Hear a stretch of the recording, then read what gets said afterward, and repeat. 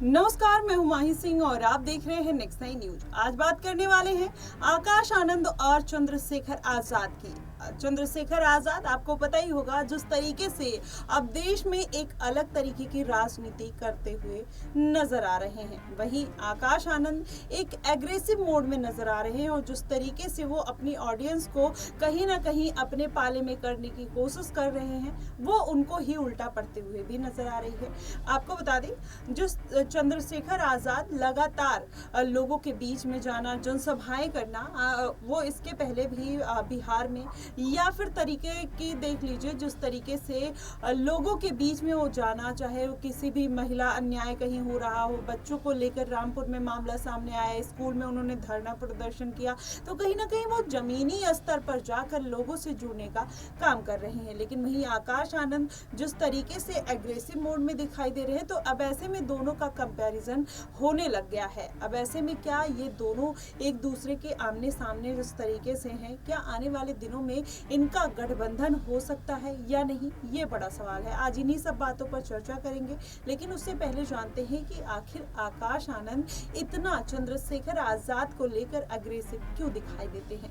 तो उसकी एक बड़ी वजह ये निकल कर सामने आती है कि आकाश आनंद कहीं ना कहीं चंद्रशेखर आजाद से इनसिक्योर नजर आते हैं, जिसकी वजह से वो कहीं ना कहीं अपनी एक रणनीति बनाकर चल रहे हैं, मायावती का एक फेस यूज कर रहे हैं, लेकिन चंद्रशेखर आजाद कहीं ना कहीं अकेले के दम पर लड़ाई लड़ते हुए नजर आ रहे हैं। लेकिन अब आकाश आनंद जिस तरीके से बयानबाजी कर रहे हैं, बीजेपी के ऊपर हमला बोल रहे हैं, वहीं कांग्रेस और अखिलेश यादव को भी उन्होंने नहीं छोड़ा। लेकिन जिस तरीके से वो बीजेपी के लिए कटु वचन का यूज करते हैं या फिर उनको बहुत ऐसी बातें, विवादित बयान देते हैं जो उनको नहीं देना चाहिए। उनका अभी एक सियासी अभी शुरुआत है और ऐसे में उनकी बयानबाजी कहीं ना कहीं उनके लिए मुसीबत का कारण बन सकती है। वहीं चंद्रशेखर आजाद की बात करें तो लगातार बसते हुए और एक बैलेंस वे में जवाब देते हैं। तो ऐसे में अब दोनों नेताओं का कहीं ना कहीं देखा जाए तो राजनीति में कंपैरिजन चालू हो गया है। लेकिन पहले आप आकाश आनंद का आपको एक बयान दिखाते हैं कि वो किस तरीके से भाजपा हो, चाहे कांग्रेस हो या तमाम तरीके की जो पार्टियां हैं या चंद्रशेखर आजाद हैं, वो सबके ऊपर ऐसे ही कटाक्ष करते हुए नजर आते हैं। लेकिन पहले आप ये वीडियो देखिए कि उन्होंने बीजेपी को लेकर क्या कुछ कहा।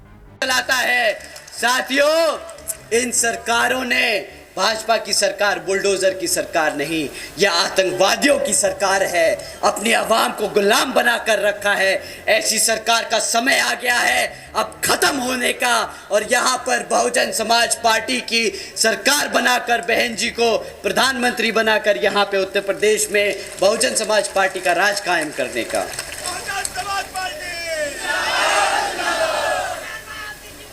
साथियों,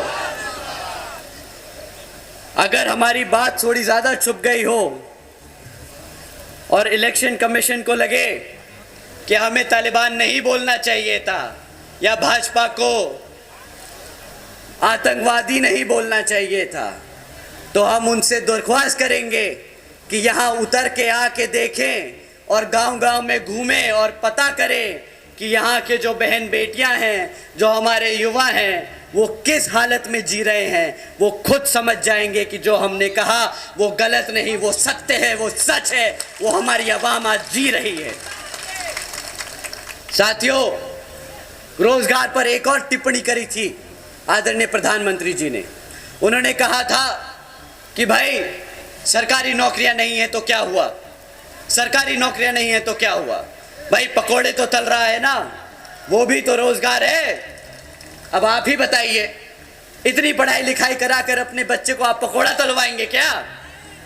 बहुजन समाज पढ़ा लिखा समाज है, वो पकोड़े तलने के लिए नहीं पैदा हुआ है। वो यहाँ अपने भारत की संविधान के आधार पर चलकर अपने भारत को आगे बढ़ाने का काम करेगा। बहुजन समाज पहला सवाल लटकाए, इतनी तेज धूप में आप हमें यहाँ सुनने आए हैं। हमारी माताएं बहनें जो आज इतनी बड़ी संख्या में यहाँ मौजूद हैं, हमारे सभी युवा साथी जो आज इतनी गर्मजोशी के साथ यहाँ मौजूद हैं, हमारे सभी बड़े बुजुर्ग, हमारे सभी संत, आप सभी को तहे दिल से धन्यवाद कि आप इतनी कड़ी गर्मी में हमें सुन रहे हैं। तो आपको तहे दिल से धन्यवाद। साथ ही साथ आज यहाँ मंच पर मौजूद हमारे सभी प्रत्याशी, हमारे सभी पार्टी के कार्यकर्ता, पदाधिकारी, आप सब ने जो आज इस लोकसभा जनसभा को, चुनावी जनसभा को सफल करने में दिन रात एक किया, तो आप सभी को भी मैं तहे दिल से धन्यवाद करता हूं। साथियों, आज मैं अपनी बात रखने से पहले मैं सभी संतों, तो देखा आपने किस तरीके से आकाश आनंद एक एग्रेसिव मोड में है। वहीं चंद्रशेखर आजाद की बात करें तो वो एकदम कूल माइंड होकर किसी भी डिसीजन पर पहुंचते हैं और अपनी बात रखते हैं। तो ऐसे में कहा जा रहा है कि चंद्रशेखर का जो चुनावी एक रणनीति है वो कहीं ना कहीं आगे जाकर उनको बहुत काम आने वाली है। अब ऐसे में एक दलित चेहरे के रूप में, जैसे मायावती एक दलित चेहरे के रूप में उभर कर सामने आई थी, अब ऐसे में माना जा रहा है कि चंद्रशेखर आजाद भी मायावती के रास्ते पर चलते हुए दिखाई दे रहे हैं। वहीं चंद्रशेखर आजाद मायावती को लेकर काफी कुछ अच्छी बातें करते हुए नजर आते हैं, लेकिन अगर चंद्रशेखर आजाद की बात करें तो उनको बहन माता का दर्जा देते हुए भी नजर आते हैं। लेकिन अगर आकाश आनंद की बात करें तो वो चंद्रशेखर आजाद को कहते हैं कि कौन है चंद्रशेखर आजाद, मैं तो जानता नहीं हूँ।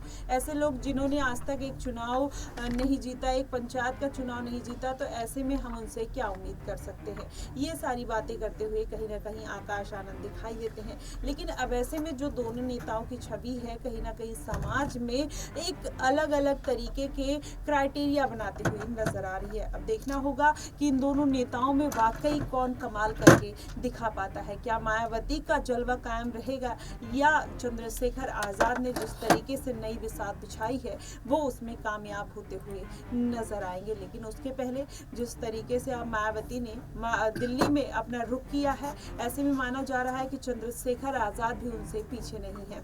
कुछ दिन पहले ही उनकी अलग अलग पार्टियों के साथ रणनीति बनाने की खबरें भी सामने आ रही थी। आपने बिहार में देखा, उन्होंने हिना शहाब को कहीं ना कहीं खुला समर्थन दिया है। अब ऐसे में माना जा रहा है पप्पू यादव से उनकी गहरी दोस्ती है और आरएलडी से जयंत कुमार से उनकी काफी अच्छी दोस्ती है। तो ऐसे में चंद्रशेखर आजाद जिस तरीके से पूरी सियासी समीकरण बनाते हुए नजर आ रहे हैं, लोगों से एक पैड बनाते हुए नजर आ रहे हैं। कुछ दिन पहले उनको इंडिया अलायंस की खबरें आ रही थी कि उनके साथ गठबंधन कर सकते हैं, अखिलेश यादव के साथ उनका नगीना सीट पर गठबंधन था। तो ऐसे में तमाम तरीके की चीजें निकल कर आई और वो बड़े बड़े पार्टी के लीडरों के साथ जुड़े हुए हैं। चाहे अब तो वो अपनी पैठ कहीं ना कहीं पूरे देश में फैलाते हुए नजर आ रहे हैं। तो ऐसे में माना जा रहा है कि चंद्रशेखर आजाद आने वाले दिनों में एक हीरो की तरह निकल कर सामने आ सकते हैं। लेकिन उनके सामने चुनौती के रूप में खड़े हैं आकाश आनंद। अब दोनों लोग कितना बैलेंस बना पाते हैं या आने वाले दिनों में गठबंधन करते हुए नजर आएंगे या फिर इनकी